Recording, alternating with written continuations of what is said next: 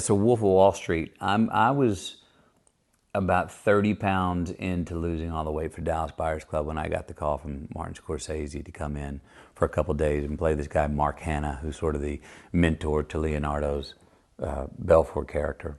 And it's a scene, as you well know if you've seen it, in a restaurant where I'm sort of giving him the lay of the land of what this business is and what it's not.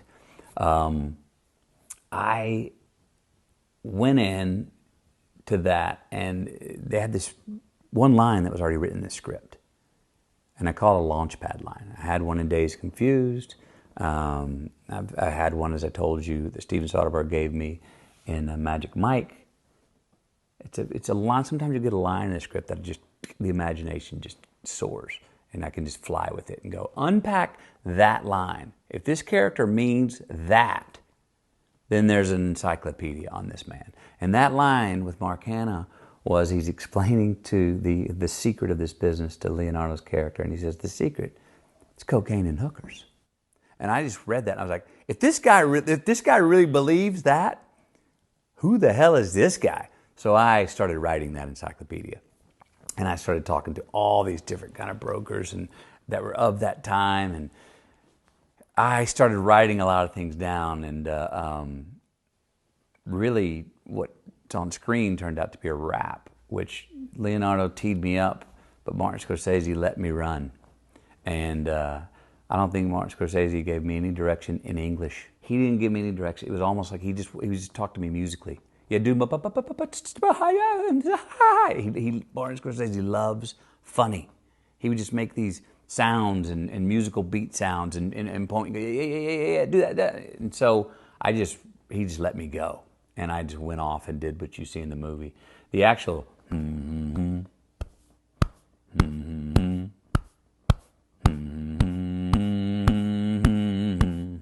that is something that I'll do, not only in this film, I'll do it before scenes in a lot of films. I'll come up with a different tune, and it's a relaxation tool for me. It's musical, so it gets me out of my head, because I don't want to be thinking as an actor. I want to be doing. It also keeps my voice low and keeps my instrument loose. Well, I was doing that before every take, and then on action, I'd stop and go into the scene. So we do about 5 takes, we have the scene. Martin's ready to move on. I said, I'm good. Well, as we're packing up to move on to another setup for another scene, Leonardo goes, hey, Marty, hang on a second. Marty goes, yeah. He goes, Leonardo leans over and goes, what's that thing you're doing before this scene? And I told him, I said, oh, I'm doing a relaxation technique. And he's like, what if you put that in the scene? And I went, and we rolled, and I did it in the beginning, and then got into my sales pitch. And I didn't know if I was going to do it again. And I got to the end, and I said, you know what, musically, it'd be great to bookend this scene with that, because I start off with the beat, then I give him the rap on what it is to be a broker in this business and what it is not. And I said, if I can then at the end invite him in on the beat, that'll be like, now you got it. And so I did it, and that was one take. We got it. It was inspiring, intimidating, special, wonderful. It was everything built into one. It was definitely very interesting before I had met him, because he flew me out to New York, me and Asa Butterfield, to do a chemistry read together. And I walked into the room with Asa, and there was Marty sitting in this big leather chair, and we were in this screening room, and we had to perform the scene in front of him as if we were on stage. So it was very nerve-wracking, but once I walked in, I was like, hello, Mr. Scorsese, and he was like, hey, call me Marty. I felt straight at home with him, so he's a very warm person. So what do you do? Name it. Which one? Claim it. Rudy does catering.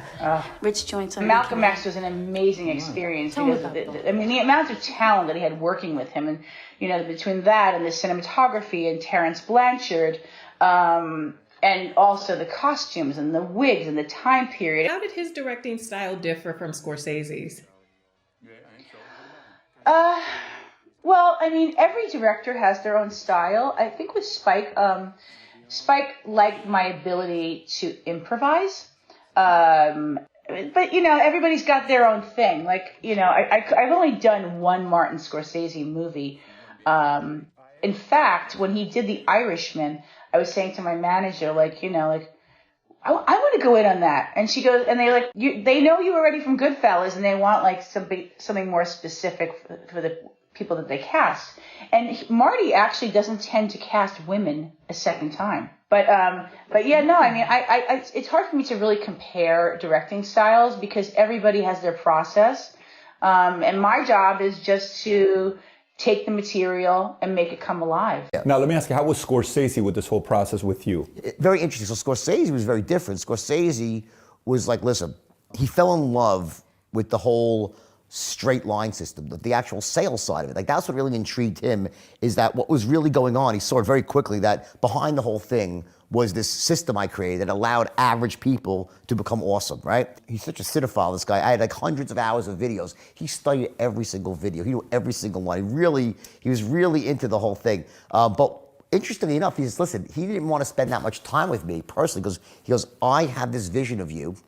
He goes, and I don't want the real Jordan Belfort to influence how I want this character to appear on the screen. Isn't that amazing? So I limited my contact with him at a certain point, and he just and then at the end we spent time together. He was awesome. He gave me a cameo at the end, and that was cool though. By the way, when that happened, that was really, really cool. And you know, so really, Leo was my conduit to Marty mostly, but it worked well. I mean, and I get it why he did it. He goes, you know, if you're there, it's like, I have a character I'm creating, and then there's the real guy. I'll be constantly going back and forth, and sort of at a certain point, it becomes counterproductive.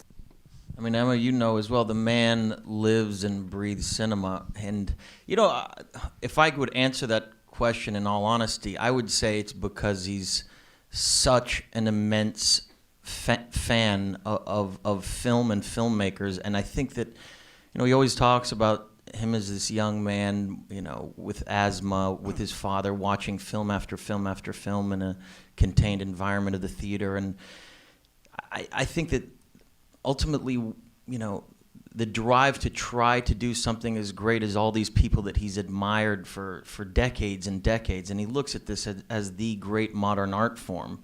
He's always trying to achieve doing something as good as what they did, and his thirst is almost never quenched. He's constantly trying to challenge himself and push the boundaries. He's, you know, the man is a dynamo. He's amazing. What I love most about working with him is those things that just happen kind of accidentally, and we never really know what we're doing when we go. We prepare immensely for projects, but it's a discovery process with him. He's looking for something in the actors. He's looking for something in the environment that kind of speaks to him, and that ultimately shapes the course of what the plot and what the film is as a whole. He's completely open to everything, and it's almost like most of the time plot is irrelevant to him. He's trying to capture something in human behavior, and it's always a new journey for him. He's I mean, he's Martin Scorsese. What are you going to say? What's it like to be directed by him?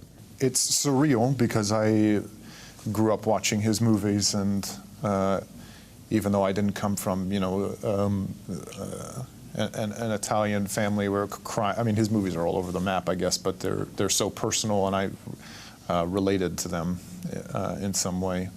But in a way, it's kind of affirming what you hope directors are like, what you hope someone like him will be like, which is, regardless of all the things that he's accomplished, he's very much embodies the practice of not knowing what the right answer is. You know, like giving you freedom. He hired you because he wants you to speak up and take ownership of your role. So you can have input. It's not a dictatorship by that surprise you? It's, yeah, because of what he's accomplished, you think that he would be totally justified in saying that this is the way it's supposed to be, especially because he's been it's, you know, going on for 28 years. But he, yeah, I keep saying the same thing, but it's the best way I can really describe it. He doesn't know the right answer, and that's how he, and he also doesn't seem, even at this point in his career, to take for granted that he's making a movie.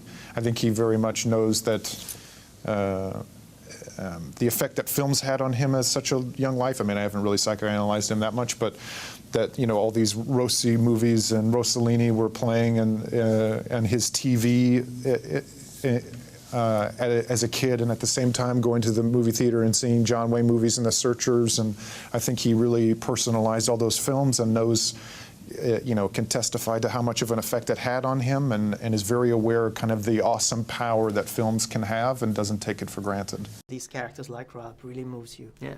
And you feel and you live their experience. Less with the superheroes because really they are so far from us, so fantastical. Yeah. And that's what Martin Scorsese brought. The superheroes don't make us feel the experience of the character. Yeah. And he criticized them as being not cinema that's supposed to move us. Yeah. What's your take on that?